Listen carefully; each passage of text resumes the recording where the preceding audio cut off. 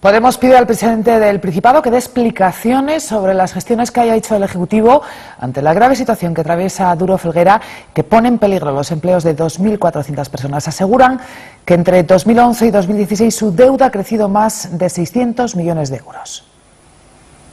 La consecuencia inmediata de entrar en un periodo de refinanciación es la imposibilidad de conseguir avales para optar a licitaciones internacionales. Hace apenas 2 meses, lo decíamos antes, el Grupo anunciaba una reducción en 918 millones de euros en su cartera de pedidos, de los que 56 tienen su causa directa en la imposibilidad de presentar los avales comprometidos. Preguntaremos al Gobierno asturiano si el presidente Javier Fernández está en consultas con el exministro Carlos Olchaga en este proceso de gestión de la crisis de Duro Felguera. Insistiremos en esto y esperemos que el presidente del Gobierno asturiano deje de permanecer impasible y ponga todos los recursos de los que dispone para solucionar una situación de la que su partido, el Partido Socialista, es responsable.